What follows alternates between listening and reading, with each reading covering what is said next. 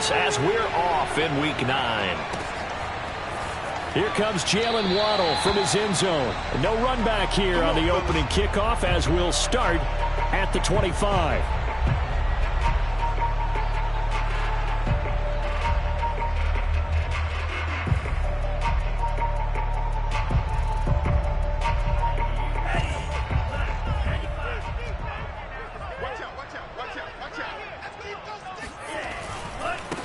Now the former Washington Husky. Here's Myles Gaskin. And he gets this one just shy of the 40. They'll mark him down at the 39. First play of the drive going for 14 and a first down. A nice substantial run there by Gaskin, who was the Dolphins' leading rusher in 2020. 584 total yards in just 7 starts and got stronger as the season went on.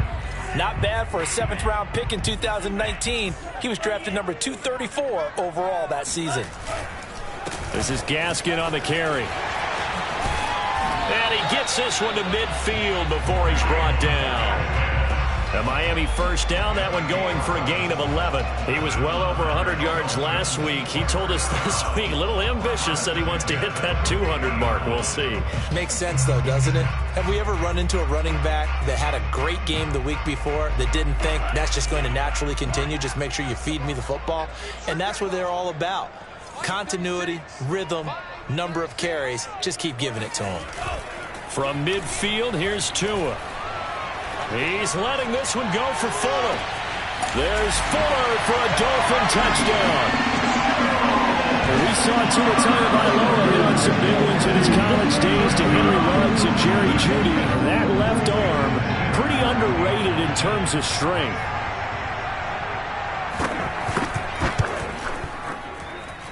Extra point up and good by Sanders. And it's now a 7-0 game.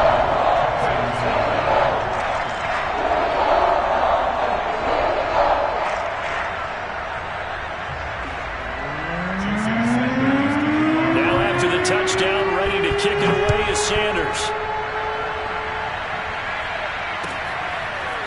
On the return, here comes Smith out of the end zone. And ultimately, he stopped right where he would have been if he had simply gone down to a knee at the 25.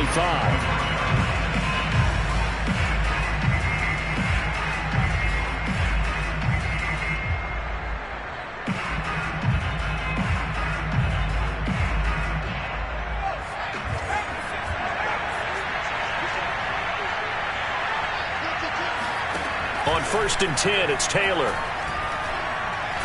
Nowhere to get away, and down he goes. Taylor is sacked. Emmanuel Ogbah in there to get him, and that is sack number 6 now for him on the year.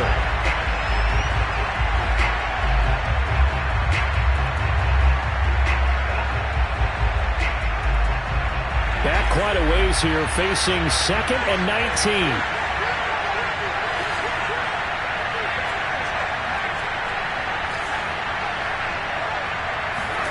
Another try after the first down sack. Taylor, it's complete. It's Miller. And he'll take this across the 25 before going out of bounds. A little too much extracurricular there. When you have a game with a lot of contact, tensions are going to run pretty high. You're going to be emotional, but you have to harness it somehow, and he didn't on that play.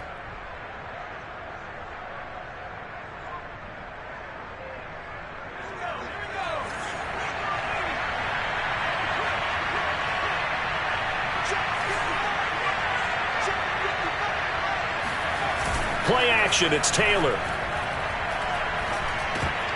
And that one drops down, incomplete. Good coverage there, forced the ball free, and it's 2nd down. Well, you know, this club, there were some reports earlier in the week, and most have heard this by now, is so-called unnamed sources that were saying all is not rosy in that locker room. There's whispers that 1 or 2 guys, CD, have kind of had enough of how things are going and have been going. How would you handle that as a coach? Well, you and I both know all the coaches that we've dealt with and come in contact with. They'd love to get their hands on those unnamed sources, wouldn't they? But they know that that's not possible. So I think they've got to go in there and make sure that this isn't a distraction. They also know that once the grumbling starts, it becomes a slippery slope and it's hard to stop the fall. But I think you need to sit some guys down and say, hey, look, we're still hoping to be a playoff team this year. We need you guys to be bought in with what we're doing. Come on, let's get on board. Now Taylor. The Dolphins get there this time, and they bring him down. Christian Wilkins in there to bury him for a loss of 11. 3rd and long. Taylor and company hoping to regroup after the sack. Out of the gun, it's Taylor. And this is caught, but I don't think he stayed in bounds. No, he didn't. It's incomplete. The throw took him past the boundary, and it's 4th. On 4th down, J.K. Scott ready to punt it away. Back deep for Miami, Jalen Waddle. And the kick's away as he angles this one for the sideline. And this will be out of bounds, and they spot it at the 15-yard line. Not too bad.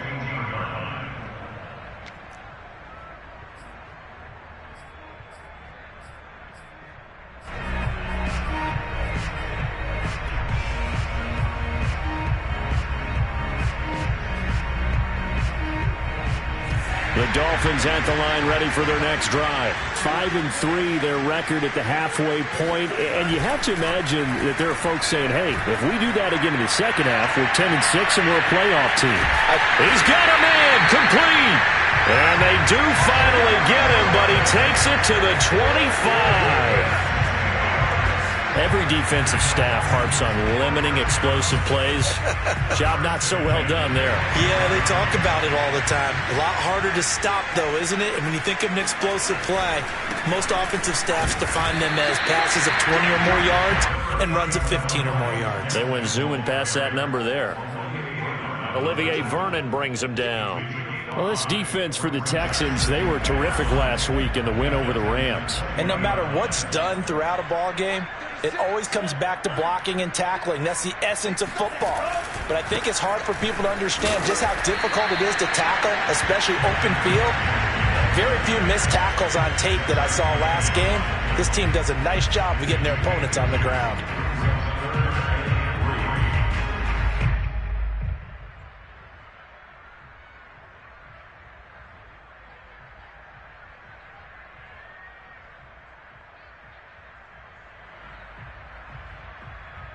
In need of a conversion on 3rd down. They had the big play to start the drive. Not much sense.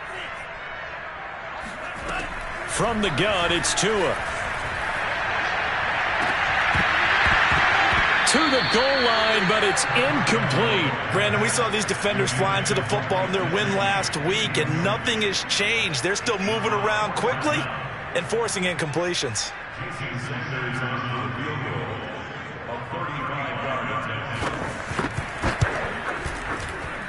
Sanders' kick is good. And the lead moves to 10-10.